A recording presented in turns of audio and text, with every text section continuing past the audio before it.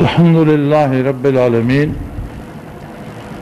والصلاة والسلام علی حبیبہ محمد وآلہ واصحابہ اجمعین۔ اعوذ باللہ من الشیطان الرجیم، بسم اللہ الرحمن الرحیم۔ قل ما سألتکم من اجر قل ما سألتکم من اجر فهو لکم ان اجری الا علی اللہ وَهُوَ عَلَى كُلِّ شَيْءٍ شَهِيدٌ۔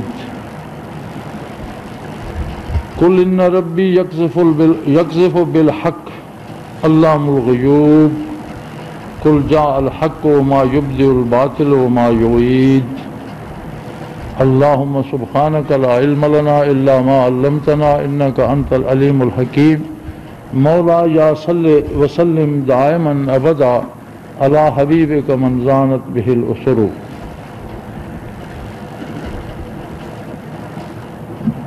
سورہ سبا کی یہ آیہ کریمہ برکات نبوت، دعوت اللہ اور مخلوق کو واصل باللہ کرنے جیسے عظیم کام پر اللہ کے نبی کی زبان مبارک سے بیان کرواتی ہے کہ لوگوں سے کہہ دیجئے قُلْ مَا سَأَلْتُكُم مِّنْ أَجْرٍ فَهُوَ لَكُمْ، کہ تمہیں خاک سے اٹھا کر عرش نشی کر دوں، تمہیں گمراہی اور ضلالت سے نکال کر واصل باللہ کر دوں، تمہیں مشت غبار سے اللہ کا مقرب بنا دوں، اور اتنے عظیم کام اور اتنی بڑی تبدیلی کا اگر میں نے تم سے کوئی معاوضہ طلب کیا ہے فَهُوَ لَكُمْ، تو وہ تم اپنے پاس رکھو، مجھے مت دو۔ ان اجری الا علی اللہ، میرا معاوضہ، میرا اجر میرے رب پر ہے، میں جس کا کام کر رہا ہوں۔ دین کا بنیادی اصول یہ ہے، نیکی کا بنیادی اصول یہ ہے، بھلائی کا بنیادی اصول یہ ہے کہ وہ رضائے الہی کی خاطر کی جائے۔ نبی علیہ الصلوۃ والسلام کے ارشاد فرمانے کا مقصد یہ ہے کہ قیامت تک کا ہر مسلمان یہ بات جان لے کہ جو نیکی، جو بھلائی، جو اچھا کام میں کرتا ہوں میں کسی پر احسان نہیں کرتا، کسی کے ذمہ ضروری نہیں ہے کہ وہ اس کا معاوضہ مجھے دے، یہ ضروری نہیں ہے کہ میں کسی بندے سے بھلائی کروں اور جواب میں وہ بھی میری خیر خواہی ضرور کرے، یہ ضروری نہیں، یہ ضروری نہیں ہے کہ میں کسی کی امداد کروں اور کل وہ میرا معاون ہو، یہ ضروری نہیں ہے۔ اور اگر یہ ضروری ہے تو پھر جو بھی ہم نے کیا وہ اللہ کے لیے نہیں کیا، اپنے معاوضے کے لیے۔ اور سودا بازی میں، معاوضے میں، عوض معاوضے پہ تو ساری دنیا کرتی ہے، اس میں مومن کی تخصیص کیا ہے؟ کافر بھی کرتا ہے۔ انبیاء علیہ السلام اور آقا نامدار صلی اللہ علیہ وآلہ وسلم، اور یہ یاد رکھیں بعثت عالی سے لے کر قیامت تک نبوت آقا نامدار صلی اللہ علیہ وآلہ وسلم ہی کی ہے۔ دین وہی ہے جو حضور علیہ الصلوۃ والسلام نے ارشاد فرما دیا، قرآن وہی ہے جو محمد رسول اللہ صلی اللہ علیہ وسلم نے بیان فرما دیا، لکھوا دیا، مرتب کر کے امت کے سپرد کر دیا۔ قرآن کا نزول، قرآن کے مفاہیم، قرآن کی ترتیب، یہ سارا وہی معتبر ہے جو محمد الرسول اللہ صلی اللہ علیہ وسلم نے فرمایا۔ آج اس میں سے کوئی ایک نقطہ کم کر دے، کوئی ایک زبر بڑھا دے تو وہ مقبول نہیں ہے۔ کسی معنی تفسیر یا تشریح میں اس دائرے سے باہر نکل جائے، ان حدود سے باہر نکل جائے جو حضور نے متعین فرمائی ہیں، تو وہ درست نہیں ہے۔ فرق باطلہ جو نئے نئے فرقے باطل بنتے ہیں اور وہ قرآن حکیم کی آیات تو درست پڑھتے ہیں، مفاہیم اور ترجمے ان میں اپنی مرضی سے داخل کرتے ہیں۔ لیکن بڑی سادہ سی بات ہے کہ جب قرآن نازل ہوتا تھا تو اہل عرب تو خود کو اہل زبان کہتے تھے اور باقی دنیا کو گنگا مانتے تھے۔ کتنی دفعہ سیرت میں یہ سوال ملتا ہے کہ جب آیہ کریمہ نازل ہوئی، حضور علیہ الصلوۃ والسلام نے صحابہ کبار رضوان اللہ علیہم اجمعین کے سامنے وہ آیت تلاوت فرمائی اور فرمایا اس کا مفہوم سمجھا تم لوگوں نے؟ اہل عرب تھے، اہل زبان تھے، اور پھر صحابہ محمد الرسول اللہ تھے، دل و دماغ کو وہ جلا مل گئی تھی جو کذب اطہر صلی اللہ علیہ وسلم کا خاصہ تھا۔ اس کے باوجود ہر سوال کے جواب میں یہ عرض کیا گیا اللہ و رسولہ عالم، اللہ بہتر جانتا ہے اور اس کا رسول بہتر جانتا ہے، وہی معنی ہوگا جو آپ متعین فرمائیں گے۔ پھر صحابہ کرام رضوان اللہ علیہ مجمعین نے حضور سے وہ معنی سنا، پھر اس پر عمل کیا، جبکہ نبی علیہ الصلوۃ والسلام ملاحظہ فرمائے اور ان کے اس عمل کو حضور نے قبول فرمایا۔ گویا قرآن کی سند ہو گئی کہ قرآن کا ترجمہ وہ درست ہے جو صحابہ نے سمجھا، حضور نے سمجھایا، جس پر صحابہ کرام نے عمل کیا اور حضور علیہ السلام نے اس کی تصدیق فرمائی، وہ ترجمہ معتبر ہے۔ اس سے ہٹ کر اگر کوئی ترجمہ کرتا ہے تو وہ ترجمہ قرآن کا نہیں ہے، اس کی اپنی بات ہے۔ دوسری سب سے بڑی بیماری جس سے بچنا صوفی کے لیے انتہائی ضروری ہے، کیونکہ صوفی وہ ہوتا ہے جو اپنے ایمان و اسلام کے ساتھ صفائے قلب کا بھی اہتمام کرتا ہے۔ وہ صرف زبانی اسلام اور ظاہری اعمال پر نہیں رہتا، وہ چاہتا ہے کہ جب میں رکوع کروں تو میرا دل، میری روح بھی جھک جائے، جب میں سجدہ کروں تو میرا وجود ہی نہیں، میرا دل بھی سبحان رب الاعلی کہہ رہا ہے، جب میں اللہ کو یاد کروں تو میرے بدن کا رواں رواں اور ایک ایک جز، بال، کھال، ہڈیاں، گوشت پوست اللہ اللہ کر رہی۔ اس کا مطلب ہے کہ صوفی کے لیے منشا باری اور اتباع رسول بنیاد بن جاتی ہے صفائے قلب کی۔ بعض چیزیں غیر صوفی کے لیے ضروری نہیں ہوتی۔ نبی علیہ السلام سے کسی نے پوچھا یا رسول اللہ صلی اللہ علیہ وسلم، میں تو بدوی ہوں، صحرا میں رہتا ہوں، اپنے ریوڑ چراتا ہوں یا کاشتکاری کرتا ہوں، مجھے آسان سی بات بتا دیجیے جس سے میری نجات ہو جائے۔ آپ نے فرمایا ایمان پر قائم رہو، نماز پنجگانہ ادا کرو، روزے رکھو، زکوٰۃ فرض ہو جائے تو دو، اور تمہیں جنت کی ضمانت دیتا ہوں۔ اس نے کہا یا رسول اللہ میرے لیے یہ کافی ہے، چلا گیا۔ ایک خادم تھا حضور نبی کریم صلی اللہ علیہ وسلم کا، وضو کروا رہا تھا، اس نے عرض کی یا رسول اللہ، اللہ مجھے اگر یہ سعادت جنت میں بھی دے دے کہ میں آپ کی خدمت کیا کروں۔ اس نے نجات کی بات کی، آپ نے فرائض ارشاد فرمایا، فرائض پہ کاربند رہو انشاءاللہ نجات ہو جائے۔ اب اس نے نجات کی بات نہیں کی، اس نے قرب کی بات کی، حضوری کی بات کی، خدمت عالی میں حاضر رہنے کی بات کی، تو آپ صلی اللہ علیہ وسلم نے ایک جملہ فرمایا، فرمایا تہجد نہ چھوڑنا۔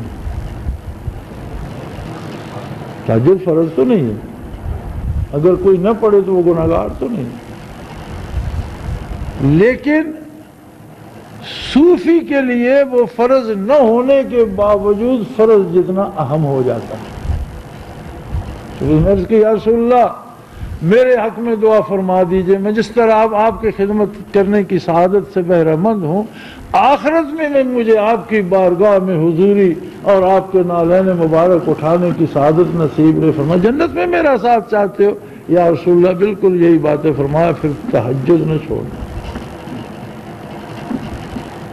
مطلب ہے کہ جو قرب کے متلاشی ہیں، جو جمال کے عاشق ہیں، جو طالب ہیں وصول کے، جو بارگاہ کی حضوری چاہتے ہیں، وہ صوفی کہلاتے ہیں، اور ان کے لیے کچھ اہتمام زیادہ بن جاتا ہے دوسروں کی نسبت، اور یہ بنیادی بات ہے اس کی۔ ہم جب کرتے ہیں ہم کہتے ہیں میں نے بڑی محنت کی، دیکھو میں نے اتنی جماعت بنا لی۔ اگر یہ خیال دل میں گزر جائے تو وہ ساری محنت اکارت گئی، جماعت کی نجات ہو جائے گی لیکن میری مشکوک ہو جائے گی۔ وہ بے نیاز ہے، وہ کہہ دے گا میرے بندے ہیں، میں نے ہدایت دی، تو نہ کرتا میں کسی اور کو کھڑا کر دیا۔ اگر موسیٰ علیہ السلام سے ہم کلام ہونے کے لیے درخت کا انتخاب کر لیا،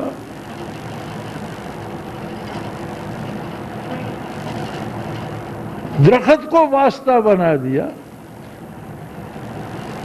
تو تیری کیا ضرورت ہے، تیری کیا احتیاج ہے؟ رب العزت کے پاس تھوڑے بندے ہیں، تجھے توفیق نہ دیتا کسی اور کو دے دے۔ لیکن اگر میں یہ کہوں کہ میں نے بڑی محنت کی، میں نے ساری عمر لگائی، دیکھو میں نے اتنے بندوں کو اللہ کی نام کا یاد دلا دیا اور اللہ اللہ کرنا سکھا دی، تو میرا مطلب ہوگا کہ میں معاوضہ چاہتا ہوں کہ میں نے تم پر احسان کیا، اب تم میری خدمت کرو، میرے پاؤں دباؤ، مجھے بڑا آدمی سمجھو، مجھے پیر صاحب سمجھو۔ بات اگر یہاں تک چلی آئی تو اللہ کریم کی بارگاہ میں نامقبول ہو۔ جتنا بھی جو کہ کسی نے جان دے دی، شہید ہو گیا، فارس کے خلاف جہاد ہو رہا تھا، اور مجھے ایسا ایک عجیب شروع سے مرض ہے کہ مجھے نام یاد نہیں رہتے۔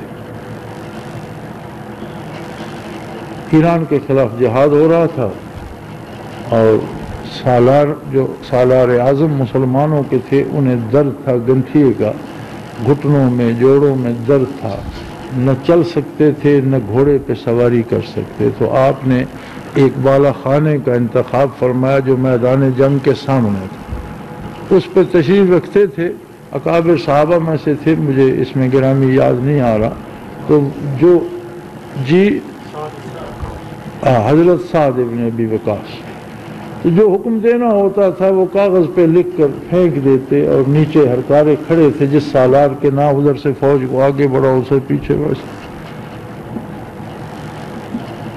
ایک صحابی دوڑتا ہوا آیا، اس نے بغل چادر پہنی ہوئی ہے، بغل میں کوئی چیز دبائی ہوئی ہے، اس نے کہا میں امیر سے ملنا چاہتا ہوں۔ بھاگتا ہوا اوپر چڑھ گیا، آپ کے سامنے کوئی ایرانی شہزادہ اس کے ہاتھوں قتل ہوا، اور اس نے ہیروں کا جڑاؤ تاج پہنا ہوا تھا جس میں بے شمار سونا لگا ہوا تھا اور بے شمار قیمتی ہیرے لگے ہوئے تھے، تو اس نے سمجھا میدان جنگ میں گھوڑوں کے پاؤں کے نیچے آئے گا اور تباہ ہو جائے گا، اور یہ تو بڑا قیمتی ہے، میں جا کر امیر لشکر کے پاس جمع کراؤں۔ وہ بغل میں دعوے چادر اوپر لیے آئے، اوپر چڑھے اور امیر کے سامنے رکھ دیا کہ جی یہ تاج مال غنیمت کا ہے۔ آدمی قتل ہو گیا، یہ گر جاتا، گھوڑے دوڑ رہے ہیں، میدان جنگ ہے، ٹوٹ پھوٹ جاتا، تباہ ہو جاتا، گم ہو جاتے، میں لے آیا، اربوں روپے کی مالیت کا تھا۔ واپس بھاگا کہ میں غیرحاضر ہو گیا اتنی دیر، تو انہوں نے فرمایا رک جاؤ، مجھے اپنا نام بتا کر جاؤ، کون ہو تم، تمہارا کیا نام ہے؟ انہوں نے کہا جس کے لیے میں اٹھا لایا ہوں وہ میرا نام جانتا ہے، آپ کو بتانے کی کیا ضرورت؟ جس کے لیے میں لڑ رہا ہوں، جس کے لیے یہ اربوں روپے کی مالیت کی چیز میں نے اپنے گھر نہیں رکھی، اٹھا کر بیت المال میں جمع کرانے آیا ہوں، وہ میرے نام سے واقف ہے یا امیر؟ اسلام یہ ہے کہ ہم جو کر سکیں اس کا اجر اللہ پر، اللہ کی مزدوری کریں، اللہ کی رضا کے لیے کریں، اس کی خوشنودی کے لیے کریں، اس کا معاوضہ اس میں ہم دولت چاہیں اس میں عموماً انانیت آ جاتی ہے، اپنی بڑائی چاہیں اس میں ہم اپنی ہمت سمجھیں تو یہ درست نہیں ہوگا۔ صوفی کے لیے سب سے پہلے یہ بات طے کر لینی چاہیے کہ مجھے ہر ایک کا بھلا سوچنا ہے، ہر ایک سے بھلا کرنا ہے۔ اور یاد رہے اللہ نے جو جہاد کا حکم دیا ہے اور قتال کا حکم دیا ہے، یہ جہاد و قتال بھی بھلا ہے۔ ظالم اگر ظلم سے باز نہیں آتا، اسے بنوک شمشیر بھی روکا جائے تو ظالم کا یہ بھلا ہے کہ اس کے بعد مزید ظلم کرنے سے تو بچ گیا، اور مظلوم کا یہ بھلا ہے کہ اسے ظالم کے چنگل سے بچا لیا گیا۔ یہ نہ سمجھا جائے کہ جہاں اللہ کریم جہاد کا حکم دیتے ہیں پھر وہاں رحم کہاں گیا، شفقت کہاں گئی، نیکی کہاں گئی، بلکہ جہاد بھی عظیم ترین شفقت، رحمت اور محبت ہے، اس لیے کہ جہاد آپ کسی فرد کے خلاف نہیں کرتے۔ یہ کوئی جہاد نہیں کہ فلاں آدمی کو ہم نے قتل کر دینا ہے، نہیں، جہاد ہے برائی کے خلاف، ظلم کے خلاف، وہ کوئی بھی کر رہا۔ اور اگر ظالم ظلم سے باز آ جائے، کافر کلمہ پڑھ لے، جہاد ختم ہو جاتا، پھر اس پر تو کوئی ہاتھ نہیں اٹھاتا، اس پر تو کوئی تلوار نہیں اٹھاتا، بلکہ حضرت خالد رضی اللہ عنہ سے ایک آدمی قتل ہو گیا۔ جب آپ نے تلوار اٹھائی تو اس نے اعلان کر دیا میں مسلمان ہوتا ہوں، لیکن آپ نے تلوار چلا دی کہ اب تلوار کے ڈر سے مسلمان ہو رہا ہے۔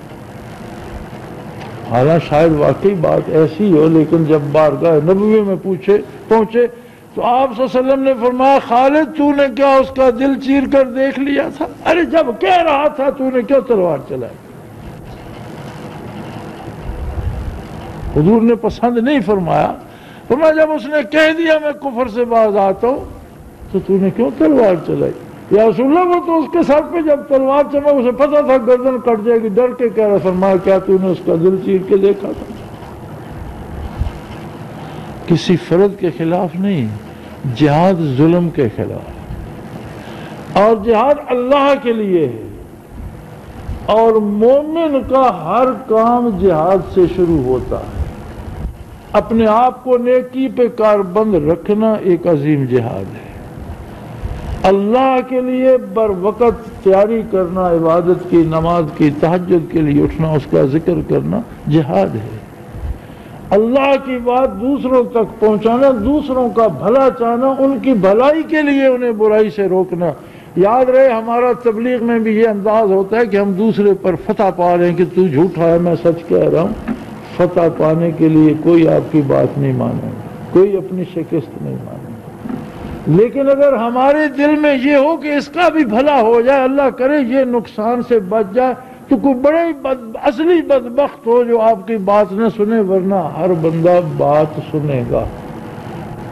یوں تو جو اصلی بدبخت تھے انہوں نے آقا نامدار صلی اللہ علیہ وسلم کی بات نہ سنی، صحابہ کرام کی نہ سنی، اولیاء اللہ کی نہ سنی۔ اگر کسی کے دل پر رب نے مہر کر دی وہ الگ بات ہے، لیکن یاد رہے دلوں کو دلوں سے ایک راہ ہوتی ہے۔ کتنے ایسے لوگ ہیں جنہیں ہم دل سے اچھا نہیں چاہتے، مثلا آپ سرکاری حاکموں کو لے لیجئے، ان کے ملازم کو ان سے محبت تو نہیں کرتے کہ دن بھر ہاتھ باندھے کھڑے رہتے ہیں، دل سے تو بعض اوقات نفرت کرتے ہیں کہ پتہ نہیں وزیر اعظم نے کب گزرنا ہے، خدا ایسے تباہ کرے، ہم صبح سے سڑک پر کھڑے ہیں بندوق لے کر، کو پانی پلانے والا بھی نہیں، وہ بھی انہیں تنخواہیں تو دیتے ہیں، مراعات دیتے ہیں، عہدے دیتے ہیں، لیکن کبھی کیا انہیں دل سے اچھا سمجھتے ہیں؟ نہ وہ اس سے محبت کرتے ہیں نہ وہ ان سے محبت کرتے ہیں۔ ایک دنیا دار کی عزت ہم اس لیے کرتے ہیں کہ سیٹھ صاحب ہے ہم سلام کرتے ہیں، وہ بھی جانتے ہیں کہ یہ بدماش میرے سیٹھ ہونے کو سلام کر رہا ہے، ہم سے محبت نہیں کرتا۔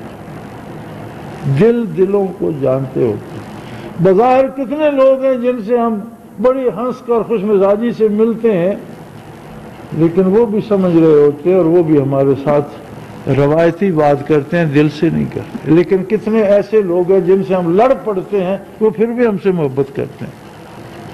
کتنے ایسے لوگ ہیں جنہیں ہم سخت سست بھی کہتے ہیں، تھپڑ مار دیتے ہیں، وہ پھر بھی ہم سے محبت، اس لیے کہ انہیں پتہ ہے اگر اس نے مجھے تھپڑ بھی مارا ہے تو میری محبت میں میری بھلائی کے لیے مارا۔ دل کی کیفیتوں کو جان جاتے ہیں. آپ جس سے محبت کرتے ہیں اس سے لڑائی بھی ہو جائے تو پھر بھی محبت کرتا ہے. ماں بیٹے کو مارتی ہے لیکن بیٹا ماں ہی سے محبت کرتا ہے.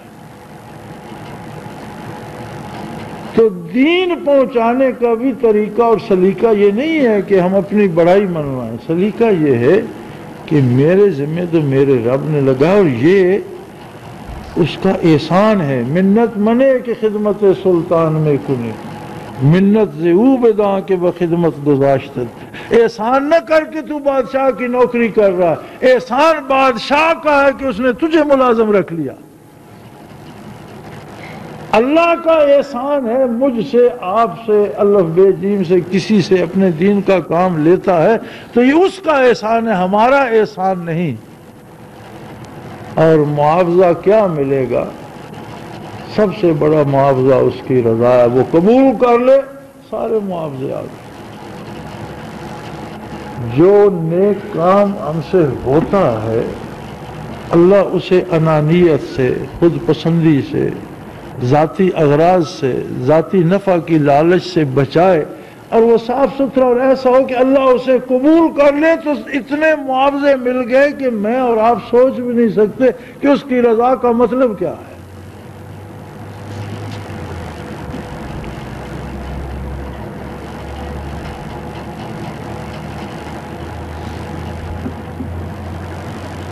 پھر فرمایا وَهُوَ عَلَىٰ كُلِّ شَيْءٍ شَهِيدٌ. یہ مت بھولو کہ فرشتے لکھیں گے تو اسے بتائیں گے یا کوئی اسے بتائے گا. نہیں، وہ ہر چیز پہ ہر وقت خود نگاہ رکھے ہوئے، ہر چیز پہ حاضر ہے، ناظر ہے، جانتا ہے. اس کے علم ہے، اس کا علم حضوری ہے اور اس کے علم میں ماضی مستقبل نہیں ہے. جو گزر چکا وہ بھی اس کے حضور حاضر ہے اور جو آنے والے وہ بھی اس کے حضور حاضر ہے. اللہ کا علم حضوری ہے. وَهُوَ عَلَىٰ كُلِّ شَيْءٍ شَهِيدٌ. وہ ہر چیز پہ خود گواہ، ہر چیز کو خود دیکھ رہا ہے. دماغ کی سوچوں کو اور دل کی گہرائی میں اٹھنے والی امنگوں کو وہ جانتا ہے.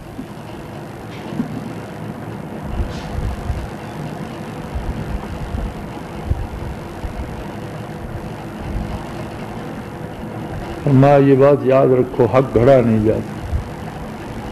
تو بات میں اپنی پسند سے گھڑ لوں، کوئی دوسرا گھڑ لے نہیں، بلکہ ان ربی یقذف بالحق، حق اتارا جاتا ہے اللہ کی طرف سے. میرے اور آپ کے خیالات، میری اور آپ کی رائے حق نہیں ہے. اس کے حق ہونے کے لیے ضروری ہے کہ وہ اللہ کے رسول کی اطاعت کے دائرے کے اندر، اس سے باہر ہوگی تو حق نہیں ہوگی. حق اتارا جاتا ہے، حق گھڑا نہیں جاتا. چند دانشور بیٹھ کر گھڑ لیں، اسمبلی بحث کر کے گھڑ لے، لیڈران کرام گھڑ لیں، چند علماء کرام جمع ہو کر بات بنا لیں. فرمایا اس طرح حق نہیں بنایا جاتا. حق گھڑا نہیں جاتا، حق تراشا نہیں جاتا. یقذف بالحق، حق اتارا جاتا. علام الغیوب، اس لیے کہ جو باتیں انسان نہیں جانتا وہ ساری جانتا. جو وہ فرماتا وہی صحیح ہے، وہی درست ہے، وہی حق ہے.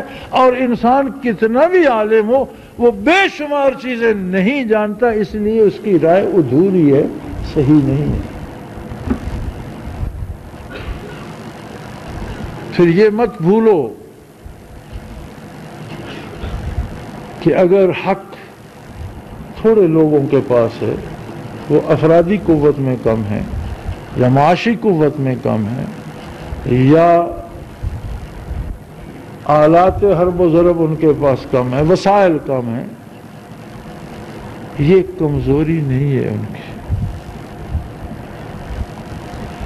بلکہ حق اتنا طاقتور ہے کہ اس کے ساتھ اللہ ہے. اسباب تلاش کرنا فرض ہے، اسباب اختیار کرنا فرض ہے، اور ترک سبب شرعاً حرام ہے. اسباب اس لیے اختیار کرنے ہیں کہ اسباب اختیار کرنا فرض ہے، لیکن ہوتا وہ ہے جو وہ کرتا ہے. فرمایا قل جاء الحق وما یبدئ الباطل وما یعید. حق آیا باطل نہ اس کا مقابلہ کر سکتا ہے اور نہ دوبارہ پیدا ہو کر واپس اس کے مقابلے میں آ سکتا ہے۔ باطل کا مقدر مٹنا ہے، ٹوٹنا ہے، حالات زمانہ کا کیا ہو۔ قرآن کریم نے فرمایا جب صحابہ کرام کی تعداد بہت کم تھی اور پوری دنیا کا کفر متحد تھا تو فرمایا کم من فئۃ قلیلۃ غلبت فئۃ کثیرۃ باذن اللہ۔ امتوں کی تاریخ اٹھا لو، پہلی زمانوں کو دیکھ لو، کتنی تھوڑی تعداد کے لوگوں نے کتنے بہت بڑے بڑے لشکروں پر فتح پائی اللہ کی اجازت سے۔ اور پھر وہی عالم آپ کو غزوہ خندق کے بعد نظر آتا ہے جب اللہ کریم نے ارشاد فرما دیا وَأَنْتُمُ الْأَعْلَوْنَ إِن كُنتُم مُؤْمِنِينَ، اگر تم ایمان پہ قائم رہے آج کے بعد تم فاتح اور غالب رہو گے۔ خندق سے لے کر تب تک جب تک مسلمان حق پر قائم رہے، مسلمان غالب رہے، کفر کو مسلمانوں پر حملہ کرنے کی توفیق نہیں ہوئی۔ مسلمان خود چل کر دوسرے ممالک میں حق کا پیغام لے کر پہنچے، افریقہ سے چین تک، افریقہ سے سائبیریا تک اور چین سے اسپانیہ تک۔ پھر کافر کیوں غالب آ گیا؟ وہی بات، غالب تو ہمیں ہونا تھا۔ وعدہ کیا اللہ نے انتم الاعلون، تم غالب رہو گے، لیکن شرط بھی لگائی ان کنتم مومنین، اگر تمہارا ایمان و یقین اسی حالت پہ رہا جس پہ میرے رسول صلی اللہ علیہ وسلم نے تمہیں قائم کیا، اور اس میں تمہاری اپنی پسند و ناپسند، تمہاری اپنی رائے، تمہاری اپنی مرضی، تمہاری اپنی اغراض، تمہارے اپنے اسلام۔ آج کل تو عالم یہ ہو گیا کہ جتنے بندے ملتے ہیں اتنی قسم کے اسلام بھی ملتے ہیں۔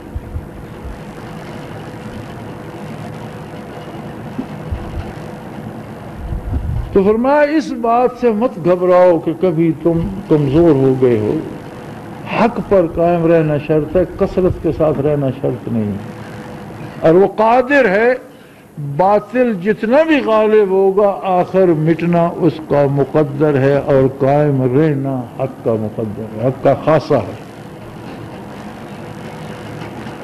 حالات بہت دیگرگون ہیں، جہاں کوئی اللہ کا نام لیتا ہے وہاں بم گرتے ہیں، گولیاں چلتی ہیں، قتل عام ہوتا ہے۔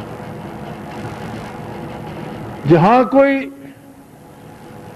توحید و رسالت اور نظام اسلام کی بات کرتا ہے وہاں دنیا کا کفر بھڑک اٹھتا ہے۔ اور اب صورتحال یہ ہے کہ پوری دنیا کا کفر متحد ہے اور ساری دنیا کے منافق بھی اس کے ساتھ، یعنی ایک ایسی عجیب صورتحال پیدا ہو گئی ہے اب جو سامنے ہے کہ پوری دنیا کا کفر متحد ہے اور پوری دنیا کے منافق بھی اعلانیہ اس کے ساتھ، اور اس بات پہ مصر ہیں کہ نظام کافر ہی کا چلے گا، اسلام کا نظام نہیں چل سکتا۔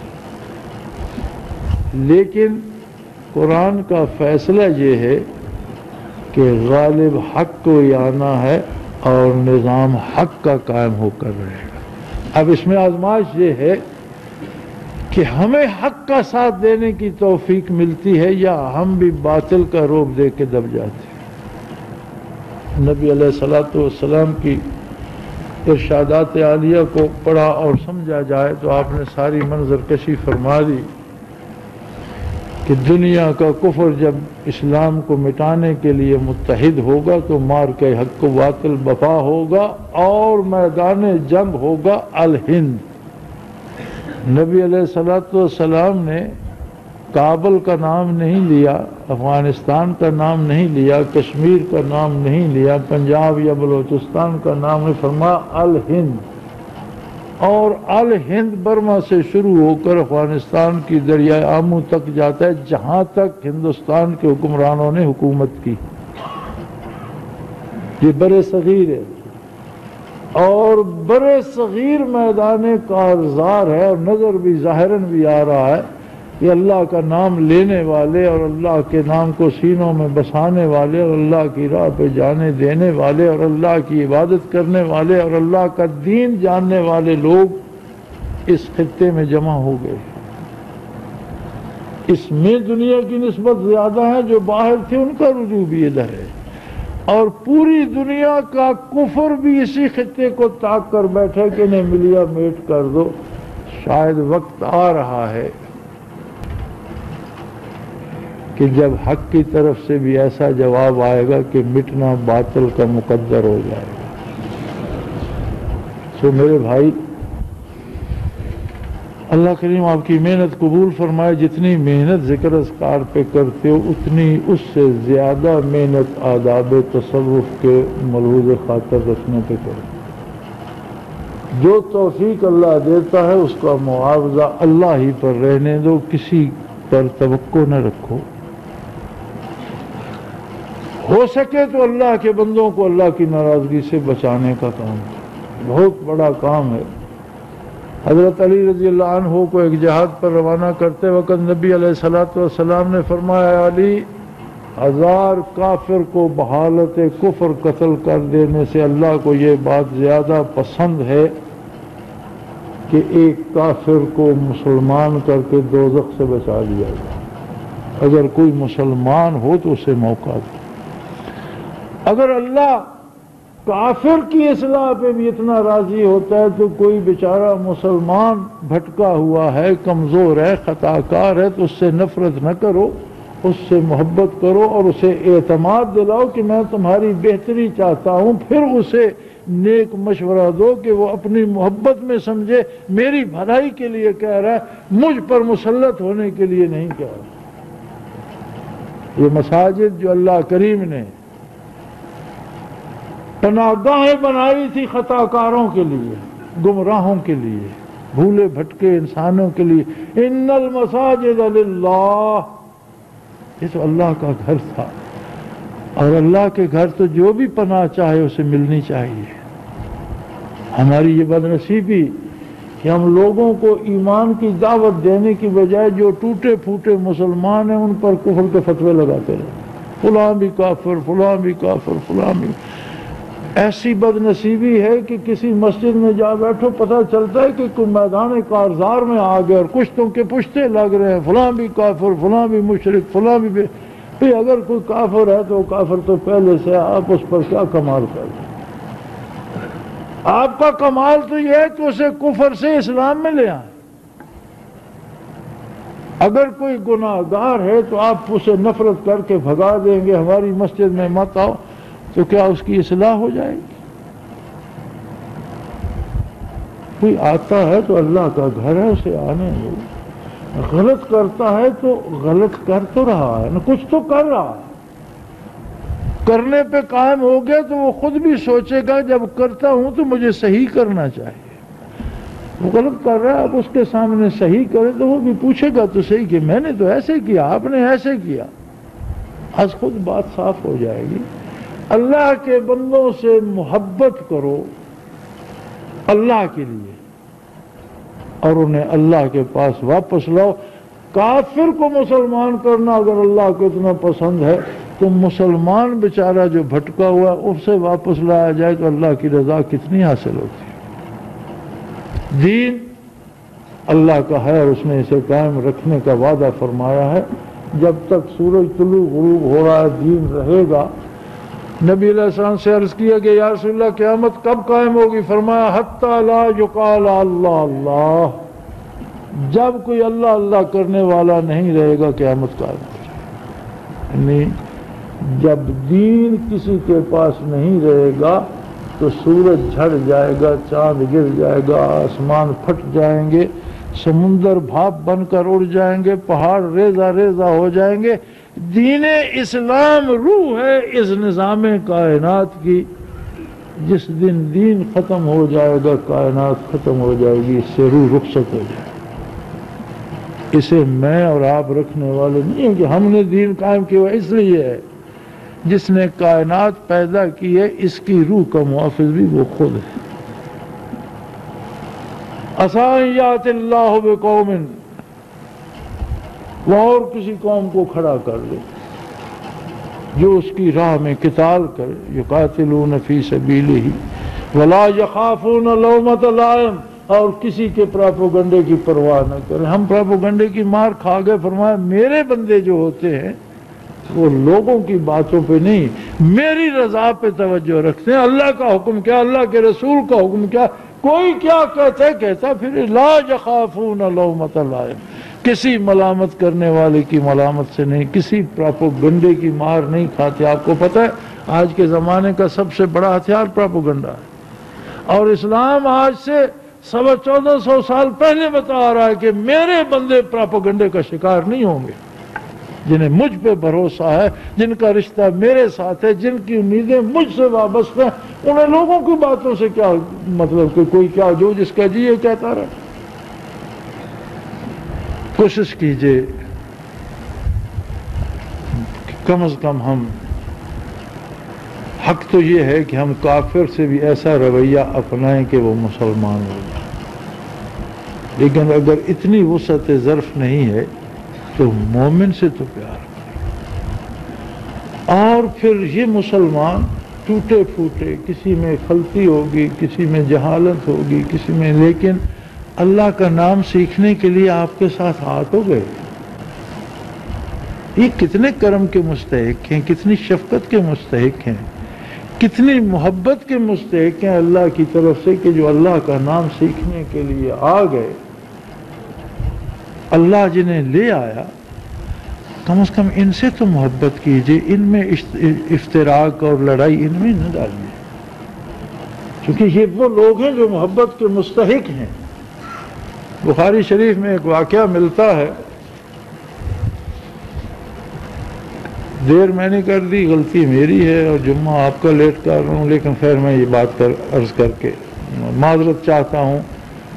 کچھ مہمان باہر سے آ گئے, بہت دور سے آئے تھے, دیر سے آئے, ان کی بات سننا پڑ گئی, جمعے میں تھوڑی سی تاخیر ہو گئی. اللہ معاف فرمائے, آپ لوگ بھی محسوس نہیں فرمائیے گا. بخاری شریف میں ایک واقعہ بنی اسرائیل کا امام بخاری رحمۃ اللہ نے نقل فرمایا کہ ایک شخص تھا, اس نے زندگی بھر لڑائی بھڑائی قتل و غارت 99 آدمی قتل کیے. بوڑھا ہو گیا, عمر رسید ہو گیا, تو اسے احساس پیدا ہوا کہ میں نے اب خود بھی مرنا ہے, باری تو میری بھی آ گئی, تو میرا آخرت میں کیا ہوگا. کسی عالم سے پوچھا جائے, توبہ کی جائے, رجوع اللہ کیا جائے. ایک مولانا کے پاس گئے, مولانا بھی کوئی روایتی مولوی ہوں گے, وہ پہلے غصے میں بھرے بیٹھے تھے. اس نے کہا جی میں نے تو 99 بہنوں کا مردود, اب کیا لینے آیا, تیری ایسی تیسی, اللہ کی مخلوق کو قتل کر, ایک قتل کا جو ہے جرم وہ انسانیت کا قتل ہے. کانما قتل الناس جميعا, ایک بندے کو ظلمن قتل کیا کہ اس نے ساری انسانیت کو, تو 99 مار کر پھر میرے پاس آیا. وہ پہلے سے اسی مزاج کا تھا, اس نے تلوار چلائی, مولانا کا سر ادھر جا پڑا. اس نے کہا چلو 100 تو ہو گئے نا, جہنم تو میں نے بھی جانا ہے, مولانا آپ بھی کسی کو ڈانٹیں گے نہیں, چلو میری بھی سینچری تو ہو گئی. لیکن ایک اندر جو احساس تھا اس نے بے قرار رکھا, کسی اللہ کے بندے کے پاس جا پہنچا, سارا واقعہ بیان کیا. اس نے کہا میرے بھائی اس کا علاج پھر توبہ, 99 کا علاج بھی توبہ تھا, اور جو سما تو نے کر دیا اس کا علاج بھی توبہ ہے. اللہ کی رحمت کو تیرے گناہ عاجز نہیں کر سکتے, تیرے گناہوں سے اس کی رحمت وسیع ہے. لیکن ایک کام کر, یہاں بیٹھ جا, اس کا نام سیکھ, رات دن دل سے, دماغ سے, زبان سے, روئے سے اللہ اللہ کرتا رہے. میں تجھے اللہ کا ذکر سکھاتا ہوں. انہوں نے اللہ اللہ پہ لگا دیا. کچھ دنوں بعد اسے رخصت کیا کہ اب جاؤ اور اس طرح اللہ اللہ کرتے رہو. لیکن فرمایا ایک بات ہے, اگر واپس اپنی بستی جاؤ گے تو جن لوگوں میں رہ کر تم نے 100 قتل کیے, میں ایسے سمجھتا ہوں کہ ماحول اور معاشرہ بھی ایسا ہے کہ وہاں بندہ مجبور ہو کر لڑائی بھڑائی پہ آ جاتا ہے. برے لوگ ہیں ادھر مت جا, فلاں بستی کی طرف چلا جا, وہاں نیک لوگ ہیں, اللہ اللہ کرنے والے لوگ ہیں, ذاکرین ہیں, ان میں جا کر رہ جا, جو باقی عمر چند روز ہے وہاں بسر کر. اس نے ان کی بات مان لی, اس طرف چل پڑا. جب تھوڑی دور گیا تو موت آ گئی. جہنم کے فرشتے جہنم کی زنجیریں لیے ہوئے, کوڑے لیے ہوئے, جہنم کا لباس لیے ہوئے آ گئے. جنت کے فرشتے جنت کی خوشبوئیں اور خوبصورت لباس اور پھول اٹھائے ہوئے آ گئے. انہوں نے کہا بھائی تمہیں کیا لینے آئے، یہ تو ہماری سامی ہے۔ انہوں نے کہا تم بیوقوف ہو، یہ تو توبہ کر چکا، یہ تو ہماری آسامی۔ اب مقدمہ بارگاہ الہی میں پیش ہوا، حضور فرماتے ہیں، اور حضور سے یہ واقعہ محدثین نے نقل کیا، امام بخاری رحمۃ اللہ نے صحیح بخاری میں اس کو جگہ دی۔ حضور فرماتے ہیں کہ دونوں طرف کے فرشتوں نے اللہ سے عرض کیا، بارگاہ الہ تو فیصلہ فرما، ہم تو اپنی اپنی نوکری کر رہے ہیں، جو جہنم والے ہم نے تو سمجھا 100 بندے کا قاتل آ رہا ہے قابو، ہم ہماری آسامی ہمیں سے لے جائیں، اب یہ تیرے فرشتے جنت والے کہتے ہیں یہ ہمارا مہمان ہے، توبہ کر چکا، اب تو فیصلہ فرما۔ حضور فرماتے ہیں اللہ نے فیصلہ یہ دیا کہ زمین ماپ لو، اگر بدکاروں کے قریب ہے تو جہنم میں لے جاؤ، اور اگر نیکوں کے قریب پہنچ گیا ہے تو جنت میں لے جاؤ۔ فرشتے لگے زمین ماپنے، تو حضور فرماتے ہیں زمین کو حکم دیا مالک نے، نیکوں کی طرف سے سمٹ جا اور ادھر سے بڑھ جا۔ فرشتوں سے نہیں فرمایا کہ چلو جنت لے جاؤ، نہیں فرمایا اپنا حساب کتاب کرو، اب یہ نیکی کی طرف چل پڑا ہے، برائی کو چھوڑ آیا ہے تو اس کے ساتھ یہ رعایت تو کرو، اگر نیکوں کی بستی کے قریب ہے تو اسے جنت والے لے جاؤ، اور اگر بدکاروں کے قریب ہے تو جہنم والے لے جاؤ۔ اور جب وہ زمین ماپنے لگے تو حضور فرماتے ہیں زمین کو حکم دیا نیکوں کی طرف سے سمٹ جا، حالانکہ وہ ابھی تھا تو بدکاروں کے قریب، فرمایا ادھر سے پھیل جا، ادھر سے سمٹ جا، اس کے فاصلے کم کر۔ کتنا بھی خطا کار ہو کوئی مسلمان، اگر اسے آپ اللہ اللہ اور راہ راست پہ لے آئے، اسے اللہ کی محبت دے دے، تو اس سے بڑی کوئی چیز کسی کو کیا دے گی۔ ایک دوسرے سے بھی محبت کرو اللہ کے لیے، اور جو اللہ کی طلب میں آتے ہیں وہ بھی خصوصی محبت کا مستحق ہے، جو نہیں آتے وہ بیچارے بھی سمجھتے ہیں کہ انہوں نے پتہ نہیں کیا 420 لگا رکھی ہے، ان سے آپ محبت کریں گے، وہ آپ سے واقف ہوں گے، آپ کو جانیں گے تو آئیں گے، کیوں نہیں آئیں گے؟ اگر نہیں آتے تو یہ کمزوری ہماری ہے کہ جو تعارف ہم کراتے ہیں اپنا، وہی تعارف بنتا ہے جماعت کا، اور شاید وہ تعارف صحیح نہیں بنتا ہماری وجہ سے۔ کبھی ہماری ذاتی خواہشات آڑے آ جاتی ہیں، کبھی کوئی بڑے سے بڑی خطا ہو گئی، اللہ سے معافی طلب کرو، وہ کریم ہے اور کسی بندے کا کوئی گناہ اس کی رحمت کو عاجز نہیں کر سکتا۔ ایک دوسرے کے حق میں دعا کیا کرو، اگر سمجھو کہ فلاں شخص سے خطا ہو گئی ہے تو اس کی خطا کو اچھالنے کی بجائے اس کا حق بنتا ہے اس کے لیے دعا کرو کہ اللہ اسے اس گناہ سے بچا لے۔ اگر اسے روک نہیں سکتے تو دعا تو کر سکتے ہو، یہ شاید زیادہ فائدہ مند ہو اس کے لیے۔ ایک دوسرے کے لیے دعا کرو، عامت المسلمین کے لیے دعا کرو، اور یہ یاد رکھو غالب حق کو آنا ہے، اور انہی کو غالب آنا ہے جو حق کے ساتھ قائم رہیں گے۔ دنیاوی صورتحال بدلتی رہے، جہاں اس کا جی چاہے چلی جائے، اور جس کا جی چاہے جو کہتا رہے، ہوگا وہی جو اللہ چاہے گا، اور ہوگا وہی جو محمد الرسول اللہ صلی اللہ علیہ وسلم نے فرما دیا انشاءاللہ العزیز۔ دعا یہ ہے کہ اللہ ہمیں خطاؤں سے درگزر فرما کر ان لوگوں میں شامل رکھے جو غزوۃ الہند میں اسلام کی طرف سے جانیں پیش کریں گے۔ آخر دعوانا الحمدللہ رب العالمین۔